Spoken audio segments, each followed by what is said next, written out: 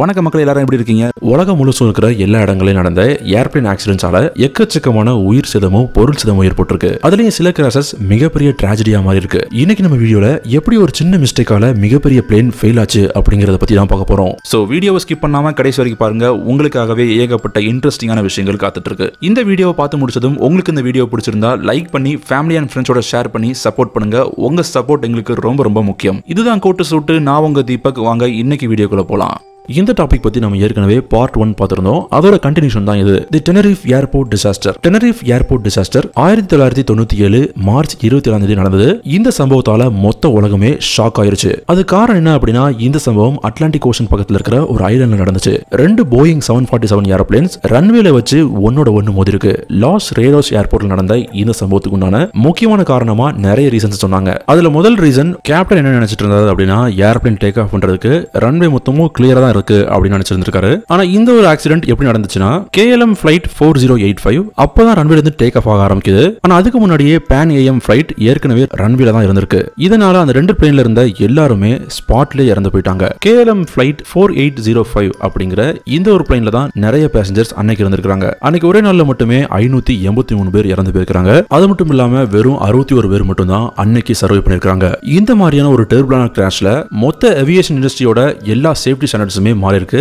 அது மட்டும் இல்லாம எல்லாருக்குமே ஒரு மிகப்பெரிய லெசனா இந்த சம்பவம் அமைஞ்சிருக்கு. அதுக்கப்புறம் ஆண்டனா ரீஃப்னு சொல்லப்படுற டெனரிஃபுக்கு பக்கத்துல சவுத் சைடுல அமைஞ்சிருக்கிற இந்த ஒரு இடத்துல செகண்டா இன்னொரு ஏர்போர்ட்டை கவர்மெண்ட் கன்ஸ்ட்ரக்ட் பண்ண ஆரம்பிக்கிறாங்க. ஏன்னா இந்த ஆக்சிடென்ட் நடந்ததுக்கு இன்னொரு முக்கியமான காரணம் என்ன அப்படின்னா, கண்டிப்பா அன்னைக்கு லாஸ் ரேடியோஸ் ஏர்போர்ட்ல இருந்த ஃபாகி வெதர் தான் அப்படின்னு அபிஷியல்ஸ் ரிப்போர்ட் பண்றாங்க.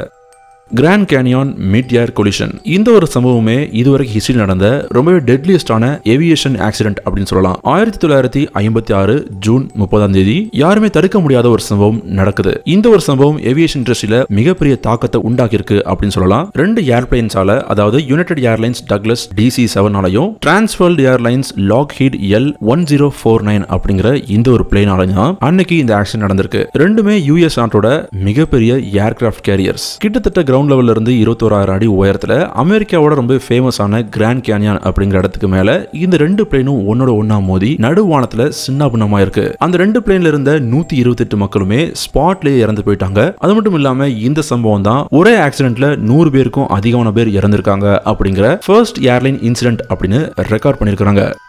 இந்த ஒரு மோசமான ஆக்சிடென்ட் 1960 டிசம்பர் 6ஆம் தேதி நடந்திருக்கு. அன்னைக்கு ரெண்டு ஏர்லைன்ஸுமே நியூயார்க் சிட்டி நோக்கி போயிட்டு இருக்கும்போது, அதாவது யுனைடெட் ஏர்லைன்ஸ் DC-8 ஜெட்டும் Trans World Airline Super Constellation propeller பிளேனும் நியூயார்க் நோக்கி போயிட்டு இருந்திருக்கு. அப்போ என்னாச்சு அப்படின்னா, திடீர்னு ரெண்டு பிளேன்ல இருந்த சிக்னல்ஸுமே சைலன்ஸ்ட் ஆயிருக்கு. அதாவது லா கார்டியா அப்படிங்கிற இடத்துக்கு பக்கத்துலயும் ஐடல்வுட் அப்படிங்கிற இடத்துக்கு பக்கத்துலயும் இந்த ரெண்டு பிளேனும் வந்துட்டு இருக்கும் போதே சிட்டிக்கு மேல ரெண்டும் ஒன்னோட ஒன்னா மோதி மிகப்பெரிய பெருவெடிப்பு நடந்திருக்கு. அன்னைக்கு மட்டுமே பிளைட்ல இருந்த 128 பேர் இறந்து போயிருக்காங்க. 6 பேர் கீழே விழுந்து உயிர்க்காக போராடிட்டு இருந்திருக்காங்க. நியூயார்க்ல அன்னைக்கு ஒரு ஸ்னோவி மார்னிங், அதாவது பனி விழுற சீசன் ஆரம்பிச்ச டைம். அந்த பிளேன்ல நிறைய பேர் ஸ்டூடெண்ட்ஸ் தான் இருந்திருக்காங்க. அவங்களோட காலேஜ் ஸ்டடீஸை முடிச்சுட்டு ரிட்டர்ன் வீட்டுக்கு வந்துட்டு இருக்காங்க. இந்த சம்பவம் பெரிய லெவல்ல உலகம் ஃபுல்லாவே அந்த காலகட்டத்தில் பேசப்பட்டுச்சு.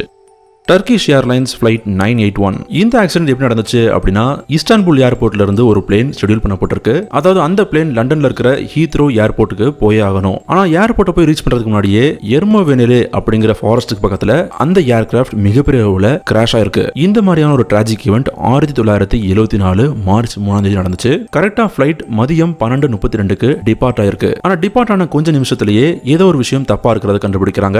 அந்த பிளைட்டோட பேரு DC-10 ஏர்லைன். முக்கியமான காரணம் என்ன சொல்றாங்க அப்படின்னா, பிளைட்டோட லெஃப்ட் கார்கோ டோர் சரியா க்ளோஸ் பண்ண படாம இருந்திருக்கு. அதனால காக்பிட்ல மிகப்பெரிய அளவுல இன்ஸ்ட்ருமென்ட் பேனல் ஃபெயில் ஆயிருக்கு. அன்னைக்கு நடந்த சம்பவத்துல மட்டுமே 346 பேர் இறந்து போயிருக்காங்க. அதுல 11 பேர் க்ரூ மெம்பர்ஸ், 335 பேர் பேசஞ்சர்ஸ். ஏர் இந்தியா flight 855 அப்படிங்கிற இந்த ஒரு பிளைட் சாண்டா குரூஸ் ஏர்போர்ட் பாம்பேல இருந்து துபாயில இருக்கிற இன்டர்நேஷனல் ஏர்போர்ட்டுக்கு போறதுக்காக ஸ்கெட்யூல் பண்ணப்பட்டிருந்தது. போயிங் 747 ஆன இந்த பிளேன் 1978 நியூ இயர்ஸ் டே அன்னைக்கு பறந்து போயிருக்கு. கோஸ்ட் ஆஃப் பாண்ட்ரான்னு சொல்லப்படுற பாம்பேல இருந்து வெறும் 5 கிலோமீட்டர் தொலைவுல இந்த பிளேன் கிராஷ் ஆயிருக்கு. கிட்டத்தட்ட அந்த பிளேன்ல இருந்து 213 பேரும், அது மட்டும் இல்லாம க்ரூ மெம்பர்ஸும் ஸ்பாட்லயே இறந்து போயிருக்காங்க.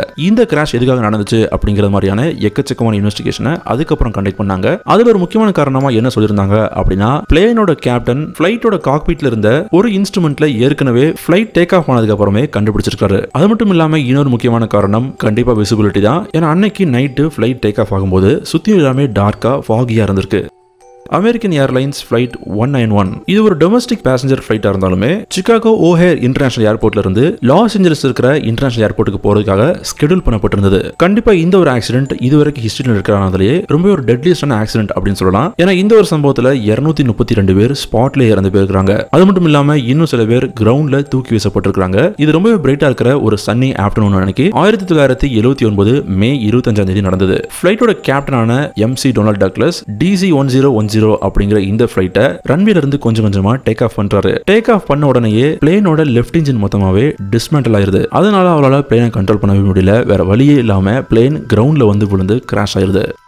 Japan airline flight 123. இந்த சம்பவத்துக்கு இருக்கிற இன்னொரு பேர் என்ன அப்படின்னா mount Osaka airline disaster. 1958 August 12 இந்த ஒரு ஜப்பான் ஏர்லைன்ஸ் ஃபிளைட் டோக்கியோல இருக்கிற ஹானடே அப்படிங்கிற ஏர்போர்ட்ல இருந்து டேக் ஆஃப் ஆகிறதுக்காக ஸ்கெடியூல் பண்ணப்பட்டிருந்தது. டேக் ஆஃப் ஆனதுக்கு அப்புறம் சரியா 12 நிமிஷம் கழிச்சு மொத்த ஏர்கிராஃப்டும் ஒரு மிகப்பெரிய அளவுல டீகம்ப்ரஷனை எக்ஸ்பீரியன்ஸ் பண்றாங்க. அதாவது பிளேனுக்குள்ள பிரஷர் ஃபெயிலியர் உண்டாகுது. அதனால பைலட்டால பிளேனை கண்ட்ரோல் பண்ண முடியல. இமிடியேட்டா பிளேன் என்ன ஆகுது அப்படின்னா பக்கத்துல இருந்த மவுண்ட் டக்கமஹாரா அப்படிங்கிற மலையில போய் மோதி அன்னைக்கு மட்டுமே கிட்டத்தட்ட 520 பேர் ஸ்பாட்ல இறந்து போயிருக்காங்க. இந்த சம்பவத்துல வெறும் 4 பேர் மட்டும்தான் உயிர் படைச்சிருக்காங்க. United flight 232. இந்த ஃபிளைட் அமெரிக்கா இருக்கிற டென்வர்ல இருந்து சிகாகோக்கு போறதுக்காக ஸ்கெடியூல் பண்ணப்பட்டிருந்தது. 1989 ஜூலை 19 லோவா அப்படிங்கிற இடத்துக்கு பக்கத்துல இருக்கிற சியர்ஸ் கேட்வே ஏர்போர்ட்ல இந்த பிளேன் கிராஷ் ஆயிருது. இந்த சம்பவம் நடந்ததுக்குண்டான ஒரு முக்கியமான காரணம் என்ன அப்படின்னா பிளேனோட டெயில்ல மவுண்ட் பண்ணப்பட்டிருந்த மொத்த பகுதியுமே மேனுஃபேக்சரிங் டிஃபெக்டால நடுவானத்துல தூக்கி வீசப்படுது. இந்த மாதிரி ஒரு சம்பவம் ஹிஸ்டரியில ஏற்கனவே நிறைய தடவை நடந்திருக்கு. அதனால பிளேன் மேனுஃபேக்சரிங்ல எக்கச்சக்கமான அப்டேட்ஸ் பண்ணப்பட்டு இப்போ வரக்கூடிய பிளேன்ஸ் எல்லாமே ரொம்ப ஹை குவாலிட்டி மெட்டீரியல்ஸால வடிவமைக்கப்பட்டு வந்துட்டு இருக்கு. அந்த பிளேன்ல இருந்த 296 பேர்ல நிறைய பேர் சர்வே பண்ணிட்டாங்க. இதுக்கு முக்கியமான காரணமே அந்த பிளேனோட பைலட் பண்ண எல்லா விதமான எஃபோர்ட்ஸ் தான். China airlines flight 140. இந்த ஃபிளைட் ஷியாங்காய் ஷெக் இன்டர்நேஷனல் ஏர்போர்ட் சைனால இருந்து நெகோயா ஏர்போர்ட் ஜப்பானுக்கு போறதுக்காக ஸ்கெடியூல் பண்ணப்பட்டிருந்தது. இந்த ஆக்சிடென்ட் நடந்ததுக்குண்டான ஒரு முக்கியமான காரணம் என்ன அப்படின்னா அந்த பிளேன் ஜப்பான்ல இருக்கிற நெகோயா ஏர்போர்ட்ல லேண்ட் பண்ணும்போது கரெக்டா அந்த வழியா வந்த இன்னொரு ட்வின் ஐல் ஏர்கிராஃப்ட் அந்த பிளேன்ல மோதிருது. அது காரணம் என்ன அப்படின்னா மோதின அந்த பிளேன்ல ஆக்சிடென்டலா யாரோ டேக் ஆஃப் செட்டிங்கை ட்ரிகர் பண்ணி விட்டு இருந்திருக்காங்க. இந்த ஒரு பிளேனை டேக் ஆஃப் பண்ணிட்டு இருக்கு. லேண்ட் ஆகிற பிளேன் ரன்வேல லேண்ட் ஆகிட்டு இருக்கு. ரெண்டு ஒன்னோட ஒன்னா மோதி மிகப்பெரிய அளவுல கிராஷ் ஏற்படுத்தி கிரவுண்ட்ல விழுந்திருக்கு. அன்னைக்கு மட்டுமே 262 பேர் இறந்து போயிருக்காங்க. இதுல முக்கியமான விஷயம் என்ன அப்படின்னா பிளேன்ல மொத்தமாவே 271 மக்கள் தான் பயணம் பண்ணிட்டு இருந்திருக்காங்க.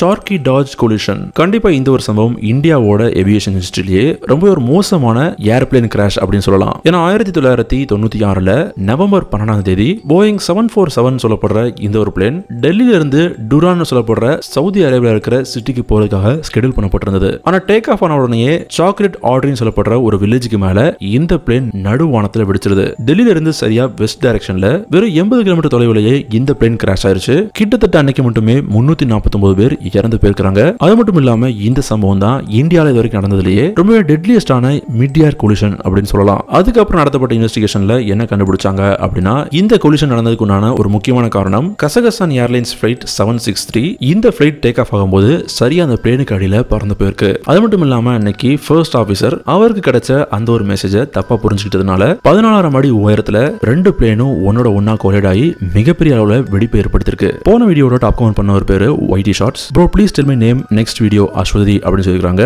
நீங்க கமெண்ட் பண்ணதுக்கு அப்புறம் தான் ஞாபகம் வந்தது நம்ம ஏன் வீடியோஸோட லாஸ்ட்ல ஒரு question and answer session conduct பண்ணக்கூடாது அப்படின்னு. நான் முன்னாடி போட்ட வீடியோல இருந்து ஏதாவது ஒரு கொஸ்டின் கேட்பேன். ஸோ ரைட்டா ஆன்சர் பண்றவங்களோட நேம அடுத்த வீடியோட எண்ட்ல ஷவுட் அவுட் கொடுக்குறேன். ஓகே மக்களே, இப்போ போன வீடியோட கொஸ்டின் என்ன அப்படின்னா 1938 கட்ட ஆரம்பிச்சு 40 முடிக்கப்பட்ட பிரிட்ஜோட நேம் என்ன?